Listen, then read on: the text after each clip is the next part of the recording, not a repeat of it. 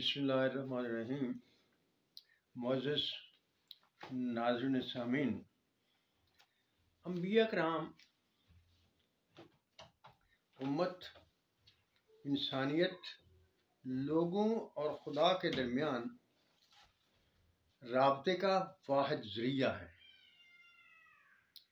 اللہ تعالیٰ جن لوگوں کو نبی بنانا چاہتا ہے، جس طرح سے قرآن میں اللہ تعالیٰ نے ارشاد فرما لیا کہ ہم نے منتخب کیا آدم کو، نوح کو، اسی طرح جس کو اللہ تعالیٰ نبی بنانے کے لیے منتخب کرتا ہے تو اس کو اپنی نظروں کے سامنے پرورش کے مراحل سے گزارتا ہے، اور جب وہ مقام نبوت پر فائز ہو جاتے ہیں تو ان کی بھی لگاتار نگہبانی، حفاظت کرتا ہے اور ان کو ہر موقع پر، ہر لمحے رہنمائی مہیا کرتا ہے، جس کا سلسلہ وحی کے ذریعے ہوتا ہے۔ وحی کے مختلف طریقے ہیں، جس طرح بھی اللہ تعالیٰ اپنے بندے کو سمجھانا چاہتا ہے تو سمجھا دیتا ہے۔ اس کے ساتھ اللہ تعالیٰ کا ایک اور طریقہ بھی ہے، وہ مختلف مناظر سے آدمیوں کو، اپنے انبیاء کو سمجھاتا ہے۔ اسی طرح کا ایک واقعہ آج میں آپ کے سامنے رکھنے لگا ہوں، اور پہلے وہ واقعہ میں آپ کے سامنے بیان کرتا ہوں، اس کے بعد اس کے نتائج پر کچھ گفتگو کر لیں گے۔ واقعہ یوں ہے کہ حضرت موسیٰ علیہ السلام ایک دفعہ ایک دریا کے کنارے بیٹھے ہوئے تھے اور محویت میں بیٹھے ہوئے تھے۔ کچھ خیالات ان کے ذہن میں آ جا رہے تھے، تو اسی دوران انہوں نے دیکھا کہ ایک چیونٹی ایک گندم کا معاف کیجیے گا، گندم کا دانہ اٹھا کر دریا کے پانی کی طرف جا رہی ہے۔ جب اس نے دیکھا کہ چیونٹی گندم کا دانہ دریا کے پانی کی طرف لے جا رہی ہے تو انہیں تجسس ہوا اور وہ اسے محویت سے دیکھنے لگے۔ جب وہ چیونٹی پانی کے کنارے پر پہنچی تو دریا میں سے ایک مینڈک برآمد ہوا، جس نے باہر آ کر اپنا منہ کھولا اور وہ چیونٹی اس مینڈک کے منہ میں چلی گئی۔ مینڈک نے منہ بند کیا اور پانی میں غائب ہو گیا۔ پھر تھوڑی دیر بعد وہی مینڈک پانی کے کنارے پر آیا، اس نے اپنا منہ کھولا تو چیونٹی کو باہر نکل گئی۔ حضرت موسیٰ علیہ السلام نے چیونٹی سے پوچھا، کیونکہ حضرت موسیٰ علیہ السلام کو تمام جانوروں کی بولیاں آتی تھی، اللہ تعالیٰ نے بولیاں سکھائی ہوئی تھی، اس لیے انہوں نے چیونٹی سے پوچھا کہ یہ تم کدھر گئی تھی، کیا کام تھا تمہارا؟ تو اس چیونٹی نے بتایا کہ اللہ تعالیٰ نے دریا کی تہہ میں پتھروں میں ایک کیڑے کو پیدا کیا ہوا ہے، جس کا رزق پہنچانا اللہ تعالیٰ نے میرے ذمہ لگایا ہوا ہے۔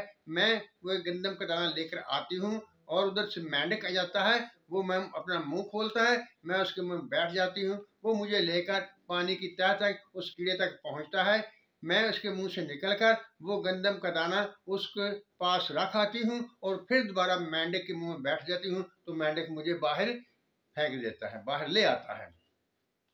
یہ واقعہ تھا جس کا میں نے آپ کے سامنے ذکر کیا، لیکن اب اس کے نتائج کو دیکھتے ہیں۔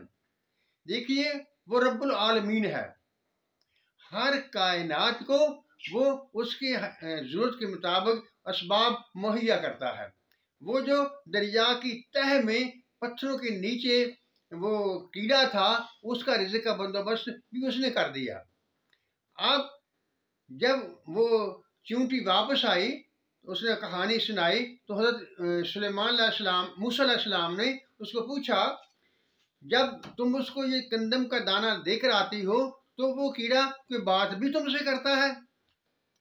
تو اس نے کہا، ہاں، جب میں اسے یہ اس کا رزق پہنچا کر آتی ہوں تو وہ اللہ تعالیٰ سے دعا کرتا ہے اور کہتا ہے کہ اے اللہ، جیسا تو نے مجھے رزق دیا، میرے رزق کا بندوبست کیا، اسی طرح اپنی تمام مخلوق پر اپنی رحمتوں کی بارش کرتا رہے، सबको उनके मुकद्दर का हिस्सा उनको पहुंचाता रहे।